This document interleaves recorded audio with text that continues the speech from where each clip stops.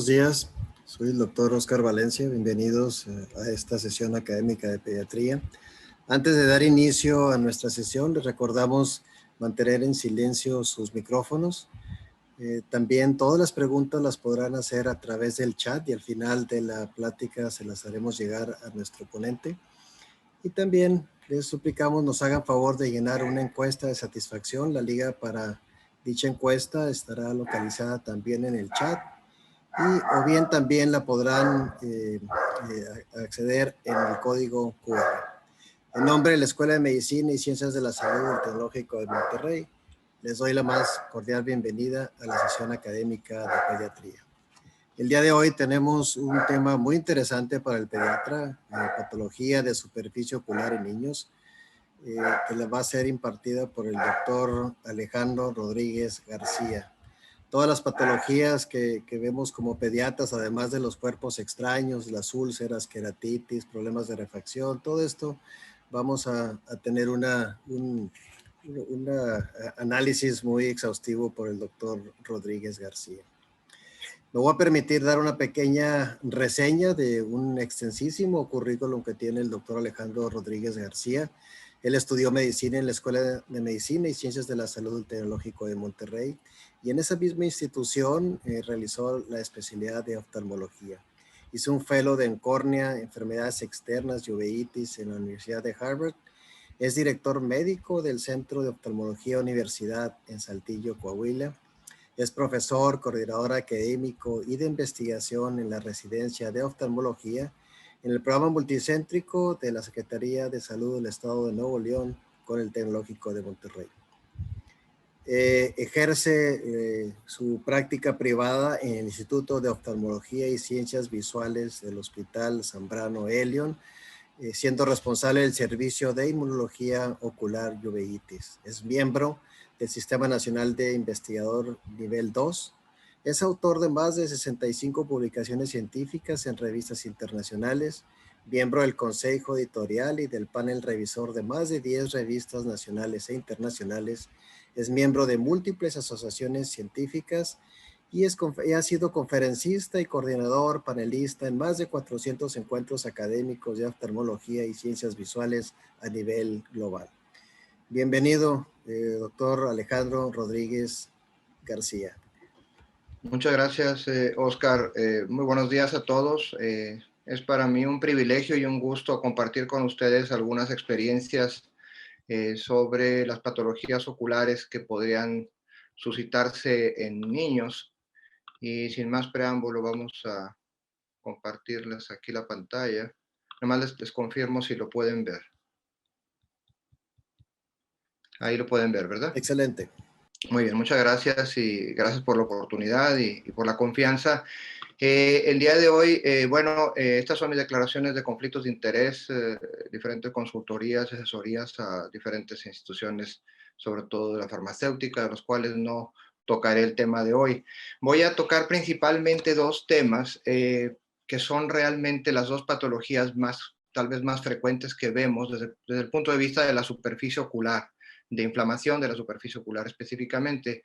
Y si tienen preguntas sobre otras patologías sobre lo mismo, también lo tocaremos. El primero es una patología que en los últimos años he tenido la gran oportunidad de ver junto con el servicio de oftalmopediatría y estrabismo del instituto, muy particularmente con Juan Omar Páez, con quien he compartido muchísimos de esos pacientes y otros tantos más que van llegando por ahí a base de recomendaciones propias de pacientes. Y esto es la blefaroqueratoconjuntivitis crónica pediátrica, en la cual hoy en día no tiene un consenso en cuanto al nombre ni en cuanto a los criterios diagnósticos.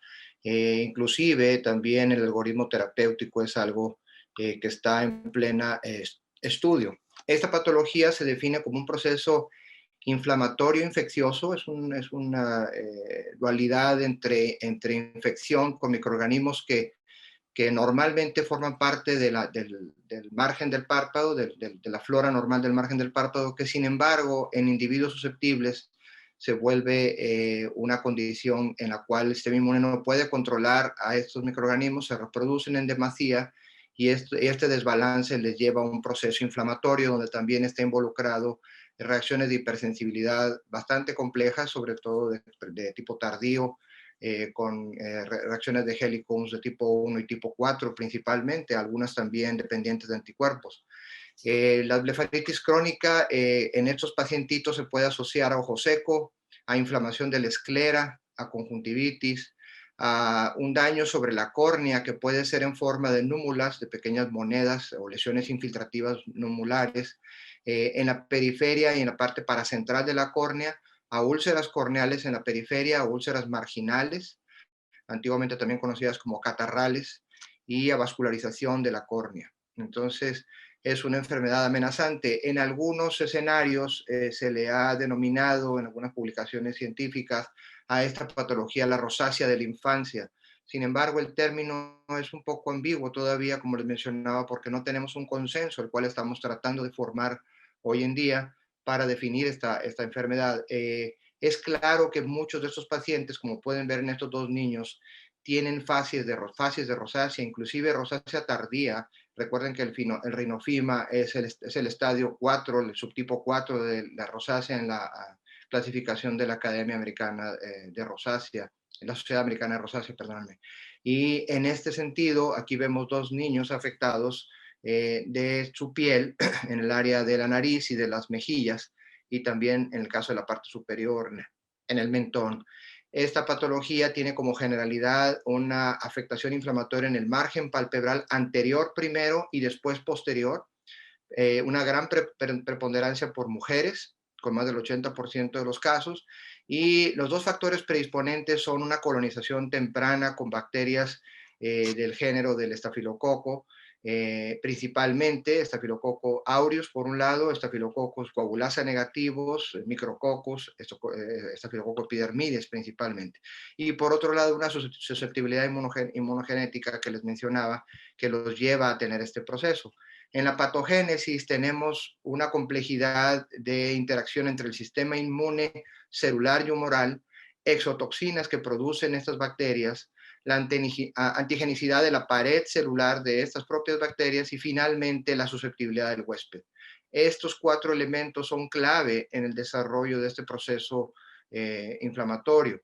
Recordemos brevemente que el estafilococo, en la particularidad, produce diferentes exotoxinas, principalmente la alfa, beta y gamma lisinas, las cuales son proteínas que tienen un efecto lítico sobre membranas celulares y también son inductores potentes de procesos inflamatorios, inductores de quimiotaxis y activación y sobreexpresión de diferentes citoquinas que hacen interactuar al sistema inmune y causar un proceso inflamatorio importante. Por otro lado, contienen también en su citoesqueleto lipasas, y estas lipasas hidrolizan los ácidos grasos relacionados con la formación del meibum, que es lo que producen las glándulas de meibomio en el párpado, y esto los lleva a básicamente una degradación del meibum, atascando o bloqueando los conductos excretorios de estas glándulas e induciendo una disfunción de las mismas. Por otro lado, el epidermidis tiene otras exotoxinas necrolíticas, también hemolíticas y lipasas reconocidas. Por otro lado, la pared celular de estas bacterias son altamente inmunogénicas, particularmente la proteína A, la cual es, como ustedes saben, cualquier proteína es más inmunogénica en relación a su peso molecular. Entre mayor peso molecular tenga, mayor capacidad de inducir o elicitar una respuesta inmune. Y eso es lo que tiene la proteína A de los estafilococos aureus, que es un elemento que induce hipersensibilidades muy significativas. Y por otro lado, también los ácidos teicoicos que tiene la pared celular, el ribitol en el caso del aureus y glicerol en los coagulasa negativos, y otros azúcares que también junto con proteínas se mezclan en la membrana, en la pared celular de estas bacterias. Entonces eso hace al paciente susceptible. Esto no es para cualquier niño que tiene chalacia, pero la historia de estos pacientes son niños que inician con chalaciones recurrentes desde muy temprano en la vida, y cuando estas chalaciones se ven más asimétricas, más cargadas a un solo ojo, esto por alguna razón que todavía no entendemos tampoco, los hace más susceptibles a padecer una enfermedad mucho más grave. Por un lado tenemos irritación del globo ocular, como se ven en estas imágenes, hiperemia del borde palpebral es muy importante, de la conjuntiva, evidentemente, y los niños sienten cuerpo extraño, lagrimeo, tienen fotofobia cuando afecta sobre todo la córnea, y evidentemente pérdida de visión o visión fluctuante cuando esto ya es afectación corneal. Los signos clásicos son la presencia de estos collarines en el borde del margen palpebral anterior, los cuales se unen al inicio de las pestañas y al desprenderse dejan una ulceración en el mismo. Cuando están en fase activa o aguda, vemos una foliculitis pustular directamente en la base de la pestaña. Todo lo que es el folículo se infecta y produce microabscesos. Y después, bueno, obviamente, la hiperemia del borde mismo y la formación de telangiectasias en fases ya más tardías cuando ha habido un proceso inflamatorio crónico. Aquí vemos dos pacientitos con este tipo de lesiones, una chalasia intermedia, no es anterior ni posterior, está a la mitad del párpado y vemos que tiene una gran cantidad de secreción en las pestañas involucrando en la zona de la chalación. Y acá vemos los típicos collarines en el párpado, que los mamás dicen que se trata de que estos niños traen mucha caspita en el margen del párpado, y esto es característico de esta enfermedad. Desafortunadamente, un porcentaje que veremos a continuación de estos pacientitos tienen una respuesta de hipersensibilidad muy agresiva en contra de estas bacterias y sus exotoxinas y la pared celular, y conlleva esto un proceso inflamatorio y cicatrizal muy significativo en la córnea. A la izquierda vemos una imagen de un paciente que en la parte inferior, en el meridiano de la 6, tiene esta númula, este infiltrado inflamatorio numular en forma de una moneda con esta vascularización que ya invade el limbo esclerocorneal. En la parte media vemos lesiones paracentrales en la córnea, algunas de ellas llegando hasta el eje visual ya cicatrizales, secundarios a esta patología. Y a la izquierda, este es uno de los primeros pacientes que me tocó ver con esta patología, lo recuerdo muy bien, me lo refirió Juan Omar Páez hace ya más de 20 años, 22 años, era una niña entonces, ahora ya es una mujer adulta que sigo viendo, que tenía una queratitis ulcerativa marginal superior que llegó a adelgazarse tanto que estuvo a punto de perforarse y tuvimos que hacerle un injerto tectónico en la córnea para poder estabilizar el globo ocular. Acá vemos ya lesiones que afectan significativamente la córnea con vascularización ya extrema. Son lesiones irreversibles, evidentemente, porque la vascularización no solo es superficial, sino también es estromal media, invade las capas intermedias de la córnea, causando ya un cambio en su transparencia y generando, pues evidentemente, cicatrización, depósitos de lípidos, etcétera. Recuerden que la córnea, para ser transparente, requiere principalmente de dos propiedades: ser avascular y también estar desecada. Tiene un nivel de agua muy bajo, menos del 60% de lo que es el agua.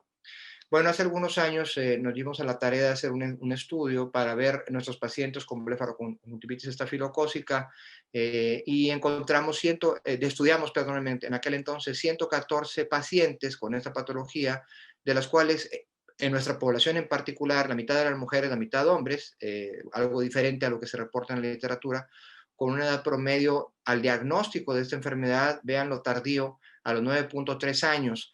En los países desarrollados, básicamente publicaciones de Estados Unidos, Inglaterra sobre todo, se observa que esta enfermedad se diagnostica entre los 2 y los 4 años de edad.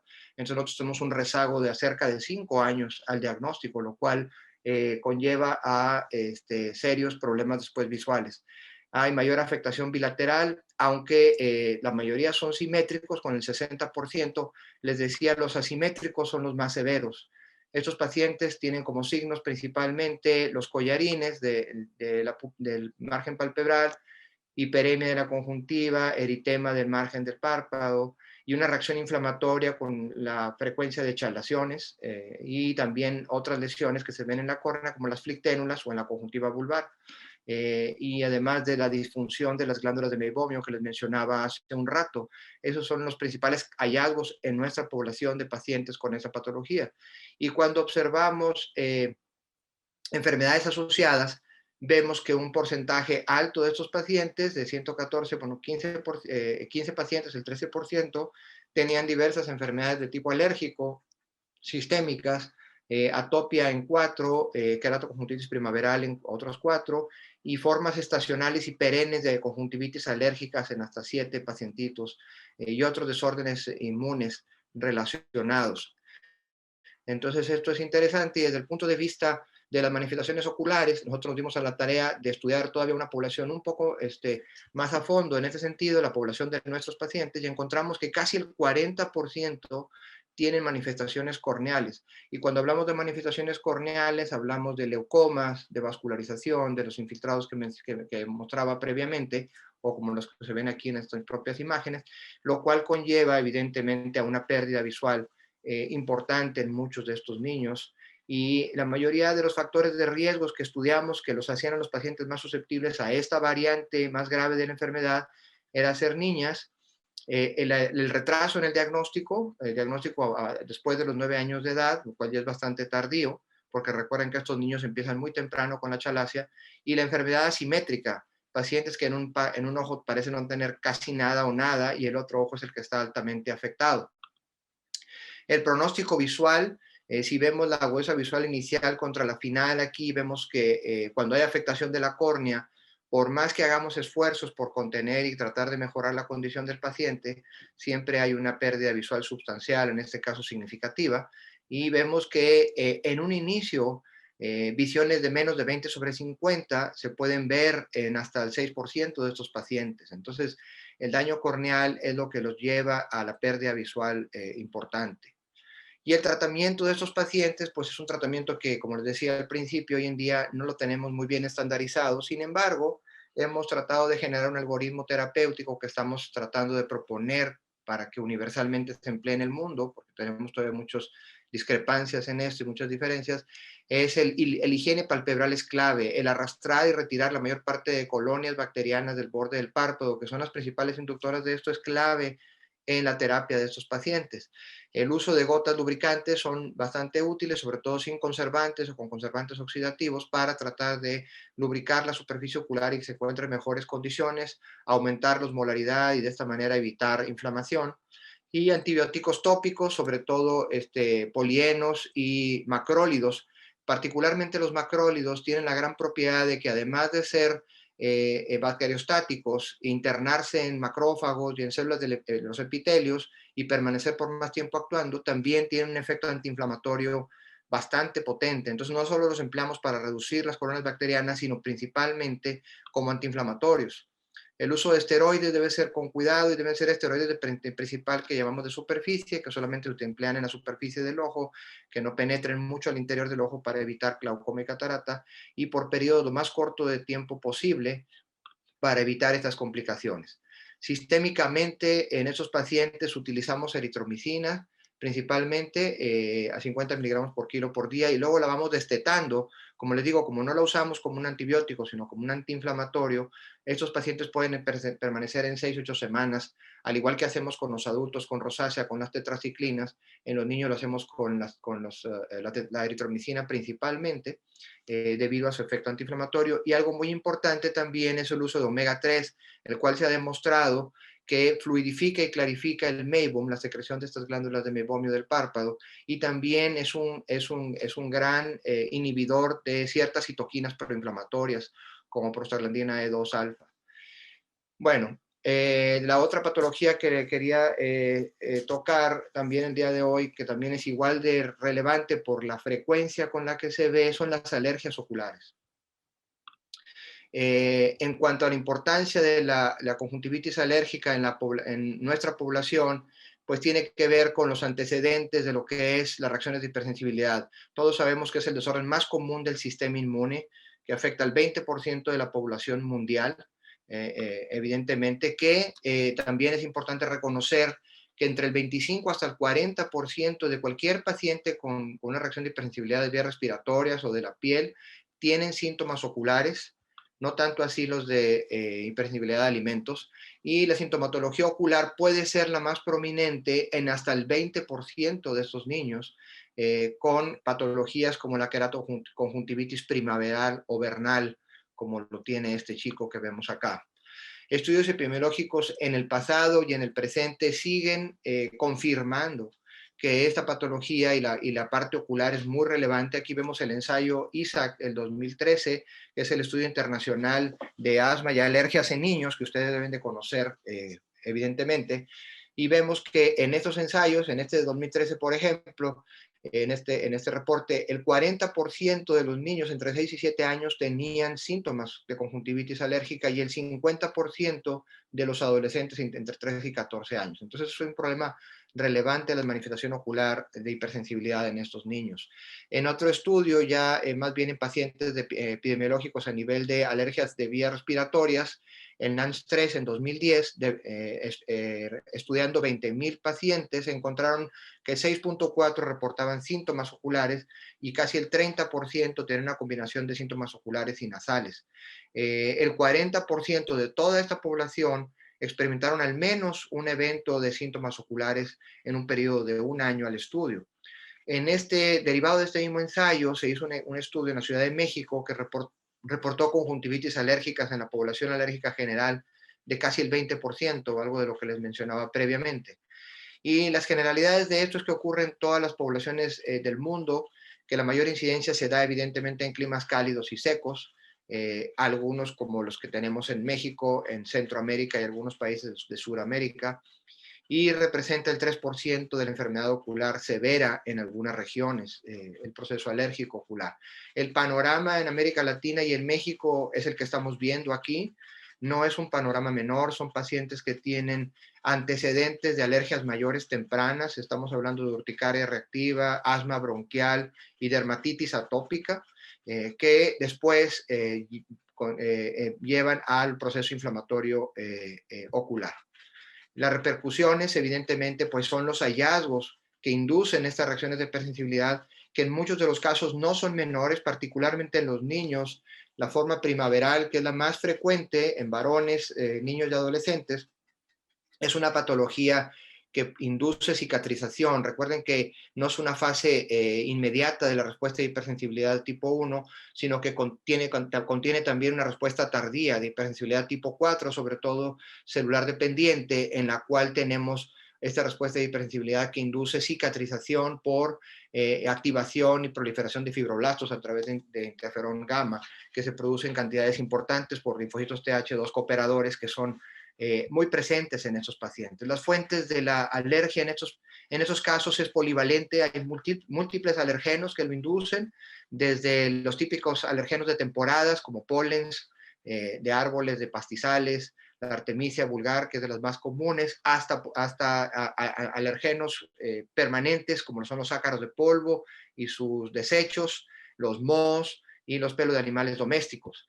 Y evidentemente en los últimos 25 años el concepto de alergia urbana se ha venido también manifestando como uno de los principales componentes del proceso alérgico, no solo por la activación de superóxidos y la producción a través de los poluyentes que se producen en el medio ambiente en ciudades como México, como Monterrey, Sao Paulo, etcétera, sino también por el hecho de que enferma a las plantas y las hace también entrar en estrés y muchas de estas plantas pueden estar polinizando varias veces al año, no solamente en la primavera, y esta polinización induce mayor reacciones de hipersensibilidad. Otro de los componentes como esto ocurre es que en la alergia urbana también todos los derivados de estas partículas volátiles que se miden para ver la contaminación ambiental son capaces de causar inflamación y aumento en la permeabilidad de las barreras conjuntivo-corneales a través de los epitelios y generando una mayor penetración alergénica, dando esta respuesta. Y esto hay múltiples evidencias del mismo. Aquí les recuerdo un reporte que hicimos hace ya una buena cantidad de años, en el 17, sobre las alergias urbanas y cómo particularmente en México esto ha incrementado mucho los procesos alérgicos oculares con la combinación de la propia inmunosusceptibilidad genética del paciente al proceso de hipersensibilidad y también el medio ambiente. Entonces, epidemiológicamente, la forma más común en los niños es la primaveral, evidentemente, y se relaciona con alta polución también, como les mencionaba, y con alergenos polivalentes. Algunos son de temporada y otros son permanentes. El pico de incidencia es en la adolescencia y son pacientes, muchos de ellos que tienen antecedentes de otras formas de alergia mayor. Aquí la prevalencia es mucho mayor en hombres que mujeres y también hay una exacerbación en la fase de verano y el otoño en nuestra población. Sin embargo, dependiendo del área del meridiano con respecto al Ecuador donde estemos estudiando, en algunos lugares es más relacionado a estaciones del año. En nuestra área y más hacia el Ecuador, realmente esta enfermedad está activa todo el año, no tenemos estaciones propiamente. Entonces el término primaveral sale sobrando en nuestra población. Los síntomas Es prurito intenso que empeora por las tardes y las noches. Hay que decirle a los papás que lo observen al niño dormido, a ver si no se talla los ojos dormidos, eso es muy típico. Lagrimeo moderado, fotofobia. Vean estos niños cómo no pueden voltear a la luz de la cámara para tomar una fotografía. Este niño inclusive cuando le ponen la luz empieza a estornudar y a estornudar, por eso carga con este Kleenex en la mano. Difícilmente podemos evaluarlo ocularmente hablando porque tienen un proceso de fotosensibilidad muy alto. Hay dos variantes, la tarsal y la límbica. La tarsal en realidad afecta más a la conjuntiva que reviste al párpado, formando estas macropapilas de más de 1 milímetro de diámetro, pleomórficas, con ápices planos.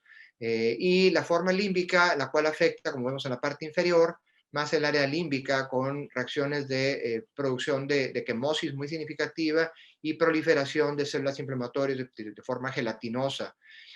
Aquí vemos ejemplos típicos de una forma tarsal, involucrando la cara interna de la conjuntiva en la parte superior, con estas macropapilas gigantes que están tallando contra la córnea y lastimándola permanentemente, y esta forma límbica, un niño que vi hace muchísimos años en Chiapas, que tenía esta forma límbica clásica con esta hiperplasia gelatinosa perilímbica muy, muy importante.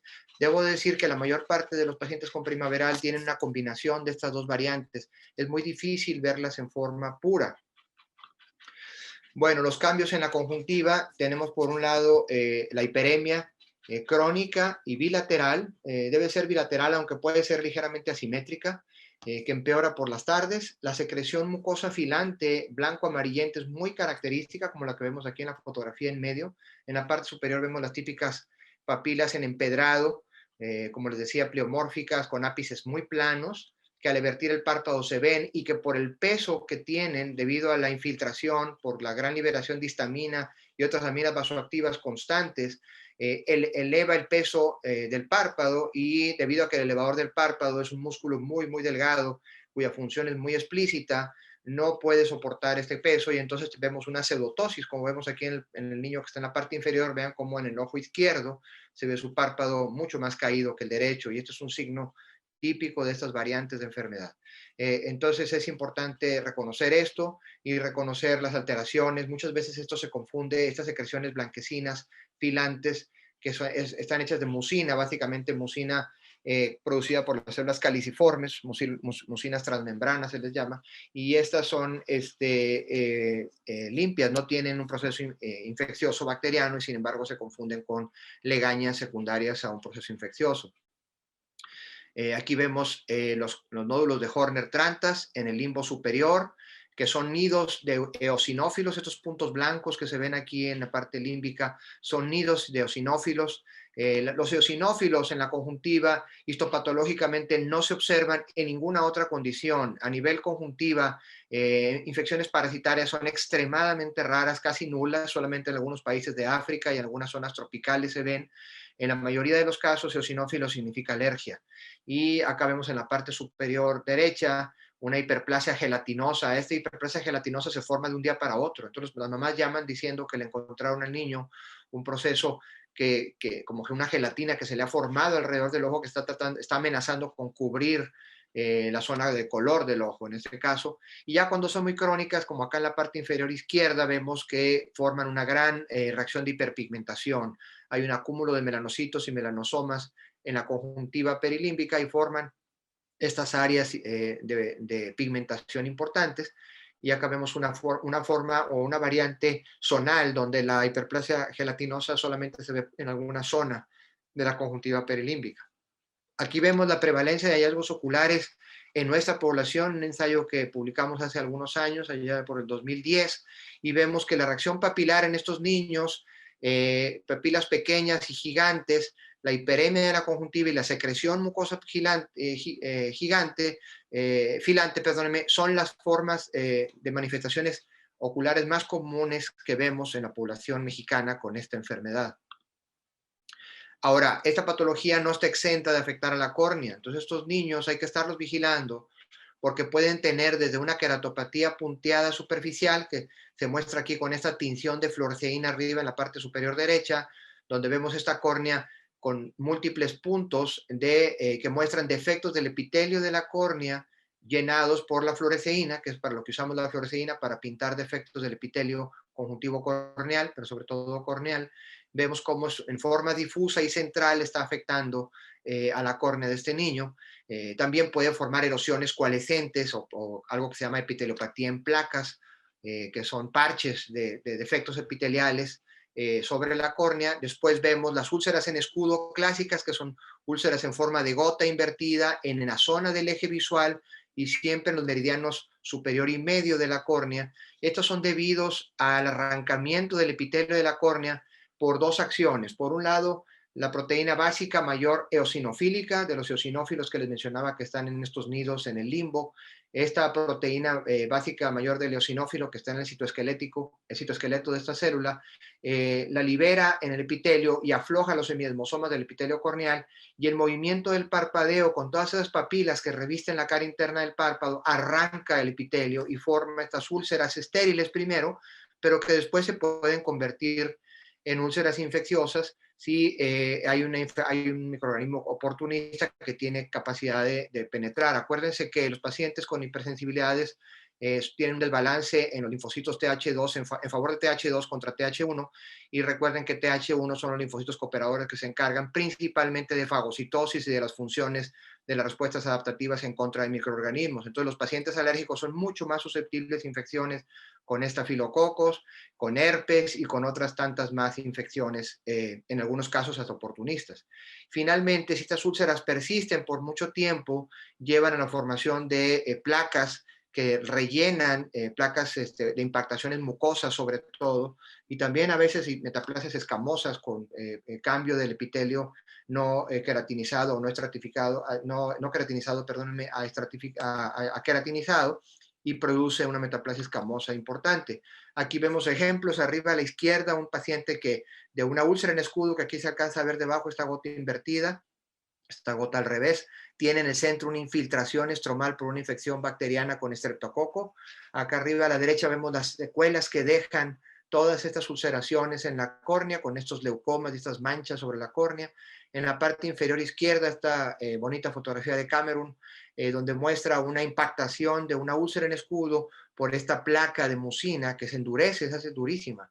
Y algo que no está reportado mucho en la literatura, pero que nosotros vemos mucho en México, y sobre todo en zonas de una altitud muy significativa, zonas de más de 1,200 metros de altitud, y sobre todo zonas áridas y también tropicales, estos pseudogerontoxones, que sobre todo son incompletos y son inferiores y son cicatrizales, y también son, para nosotros en México al menos, una forma de detectar la queratoconjuntivitis primaveral. Aquí vemos la frecuencia de los hallazgos corneales en nuestra población, de 528 niños con primaveral que hemos colectado. Colectamos entonces en 2010, ahora seguramente son muchos más. Vemos que la queratopatía punteada superficial, el panus, que es la formación de vasos sanguíneos sobre la córnea, los leucomas, que son estas cicatrices opacas sobre la córnea, y la queratitis filamentosa son de lo más frecuente observado cuando hay una afectación corneal. También estos niños pueden tener cambios refractivos debido al tallado de los ojos constante, lo cual ahora sabemos que induce un proceso inflamatorio, y esto hace al paciente susceptible a inducir un proceso ectásico. Antiguamente los queratoconos eran considerados una enfermedad degenerativa. Eso ha pasado a un segundo término y ahora sabemos que es un proceso inflamatorio el queratocono, que claro, tiene que tener una susceptibilidad inmunogenética para su desarrollo, pero el tallado de los ojos es uno de los principales factores que induce la formación de esta ectasia de la córnea, esta deformación de la córnea. Recuerden que el queratocono, o lo sabrán, significa un adelgazamiento excéntrico de la córnea que induce una protrusión de la curvatura de la córnea. Y hay otras variantes de estas ectasias, como es la degeneración marginal pelúcida, que ocurre, como vemos en estas fotografías medias, aquí donde estoy poniendo la flecha, en la cual la parte inferior de la córnea se adelgaza y la parte paracentral y superior se abomba significativamente, y esto se pueden ver en estas proyecciones de disco de Plácido, que son básicamente estos anillos que vemos aquí, los cambios y la pérdida de esa regularidad o esa forma circular de estos anillos. El tratamiento de esas patologías, como en cualquier proceso alérgico, lo ideal, pero tal vez lo menos práctico, es el control ambiental. Hay que hacer que estos niños llenen un cuestionario y sepamos realmente cuáles son las condiciones de su recámara. En la recámara el niño pasa por lo menos una tercera parte de su vida y tenemos que saber qué tanta posibilidad tiene de que exista la posibilidad de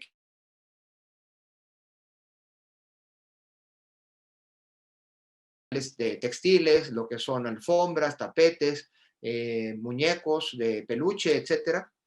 Y todo eso es algo que se puede observar. Identificar el alergeno y tratar de reducir su exposición. Utilizar filtros purificadores de aire ambiental en la recámara. Evidentemente, en algunos casos, el cambiar de ambiente, lo cual, como les digo, es muy poco práctico, pero podría ser muy útil. Y evitar que estos niños se expongan a días, cuando hay días ventosos al exterior y que anden afuera sin un uso de unos lentes que les protejan.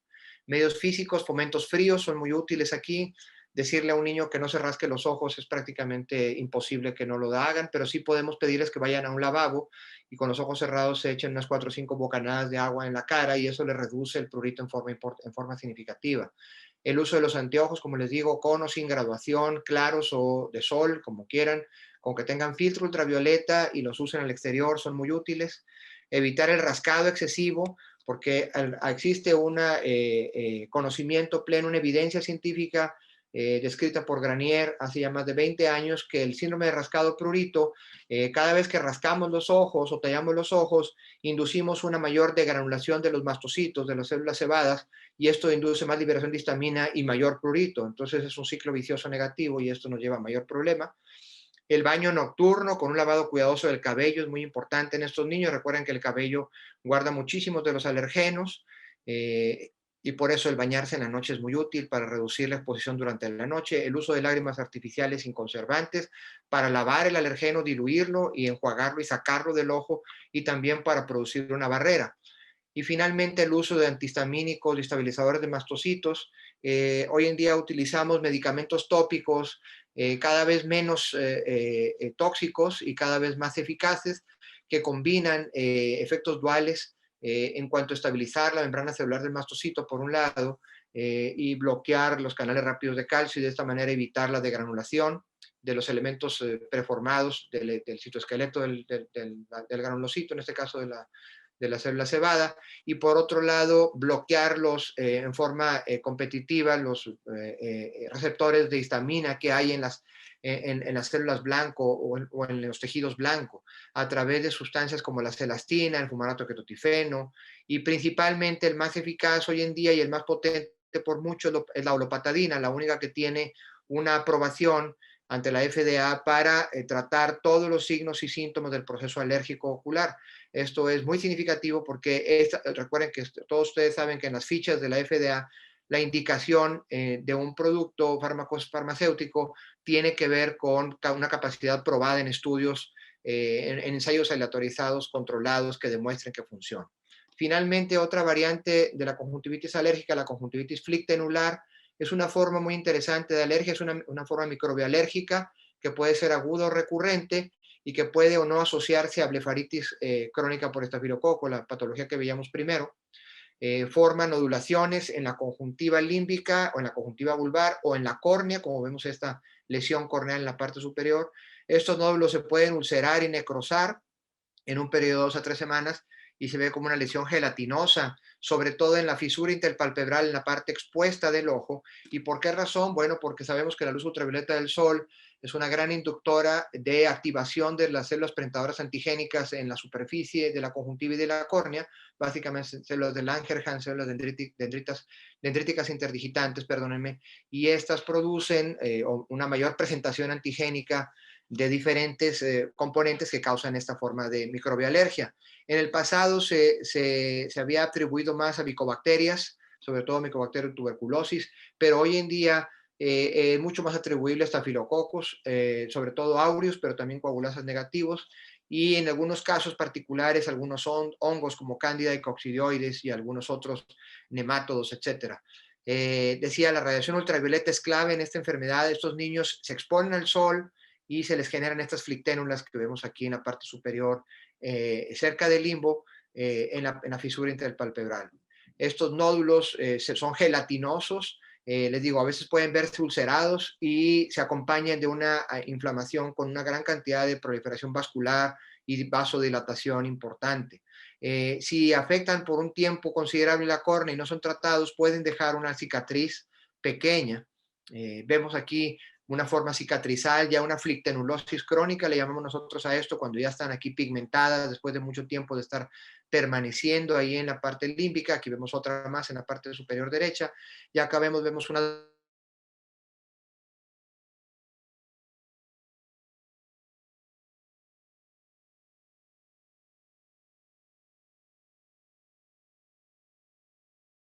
niños.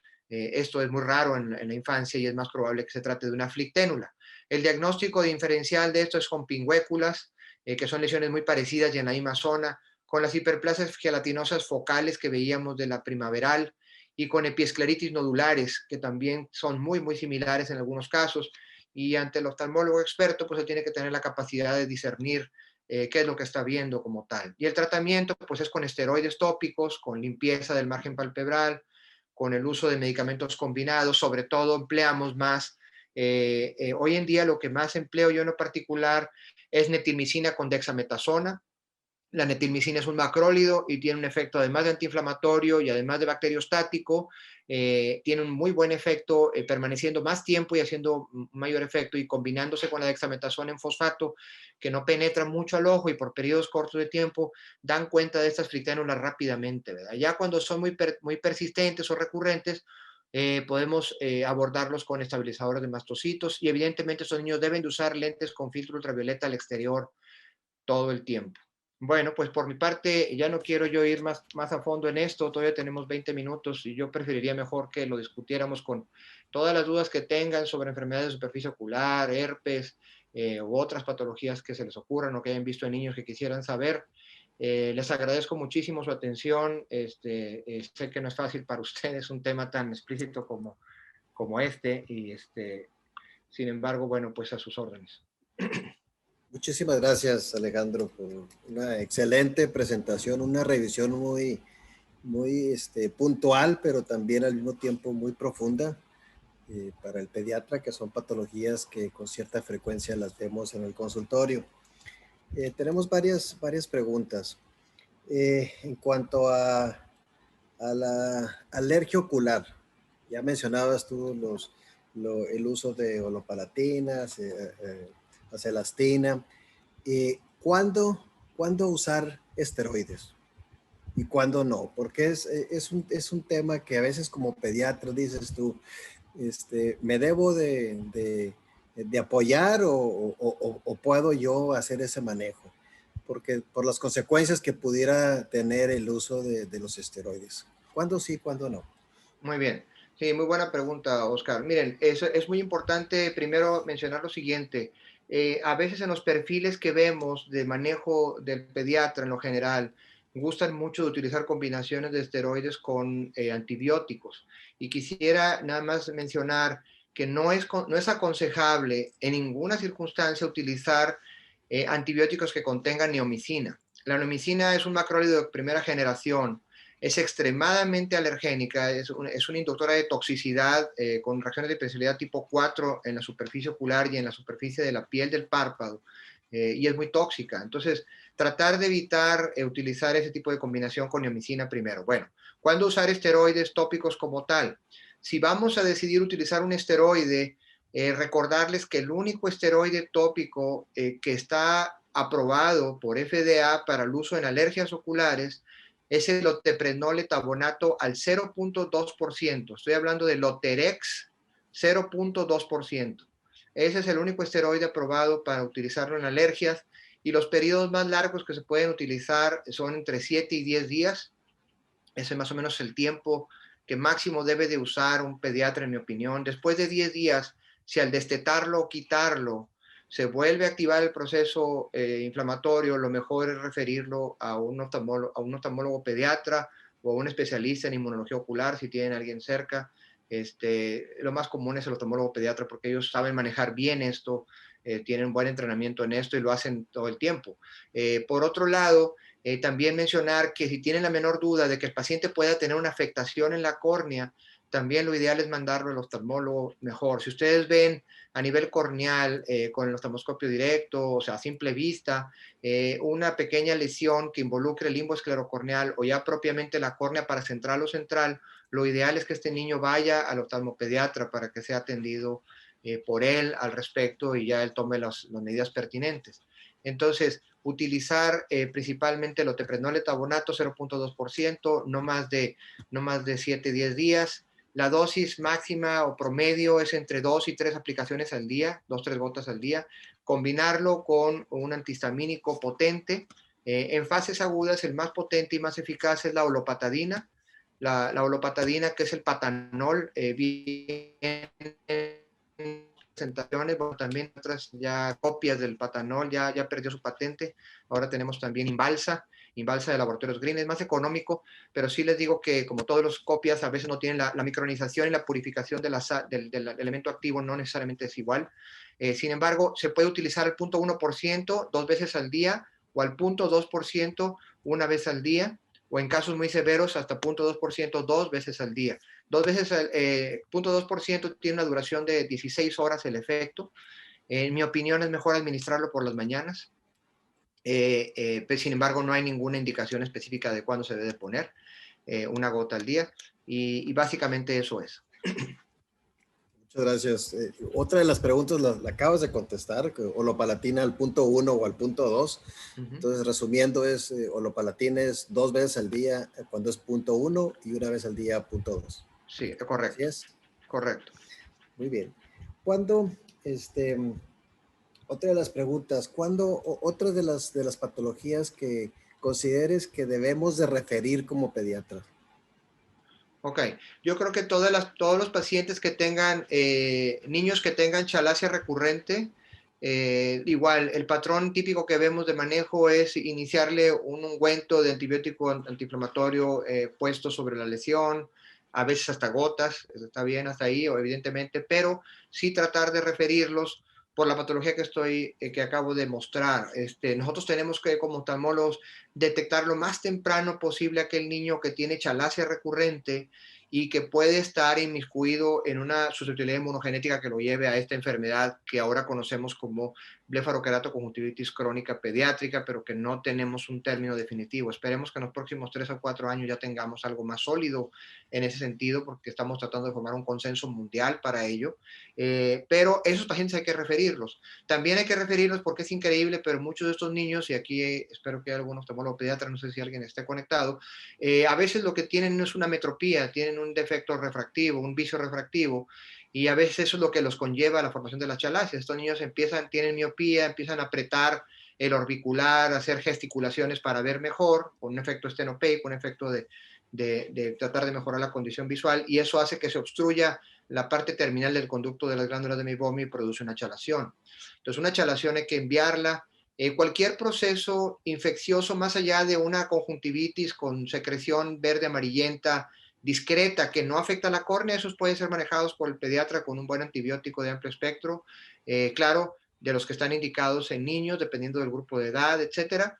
Casi siempre lo que más usamos ahora son los macrólidos. La netilmicina es una muy buena opción, tiene buen espectro. Las fluoroquinolonas las dejamos un poquito para infecciones más severas y sabemos que en niños algunas de estas quinolonas no tienen muy buen perfil en niños muy pequeños. En cuanto a efectos secundarios, ¿verdad? Inducciones de patologías como artritis juvenil idiopática, etcétera, y otras cosas que se han visto. Y desde el punto de vista de otras enfermedades, pues evidentemente cualquier cosa que pase a ser crónica, cualquier cosa que pasa más allá de los 10 días, cualquier patología que tiene 10 días y lo que le hemos dado no le ha funcionado, hay que enviarlo al especialista. Muchas gracias. Tenemos otra pregunta. ¿El uso de leche materna para limpiar los ojos de los bebés en caso de obstrucción lagrimal y secreción ocular es correcto? Es una muy buena pregunta. Mira, Oscar, yo no conozco, a lo mejor soy ignorante de esto, pero no conozco de un estudio que pueda demostrar la biodisponibilidad, más bien, o sea, la biodisponibilidad de las inmunoglobulinas secretoras A de la leche materna y otras inmunoglobulinas como IgG que pueda tener la leche materna en el efecto de respuesta innata contra infecciones en la superficie ocular. Sabemos que es una práctica que se lleva a cabo y que anecdóticamente hay casos en los que las mamás dicen que respondieron increíblemente y se curaron, pero algo científicamente probado que yo lo sepa, no. No sé si alguien de la audiencia ha leído algo específicamente al respecto, pero creo que los ensayos de biodisponibilidad a nivel de penetración, a nivel intraepitelial, tal vez son lo que pudieran limitar la práctica de llevar a cabo eso. Ahora, nosotros pues la industria farmacéutica ha dedicado años de su vida a tratar de indagar métodos un poco más explícitos y más directos y mucho mejor estudiados para poder tratar cualquier proceso infeccioso, ¿verdad?, en la superficie ocular. Tenemos otra pregunta que dice, en la blefaroqueratoconjuntivitis, ¿el tratamiento con antibiótico es tanto local y sistémico? ¿Y cuál es el criterio para tomar esa decisión?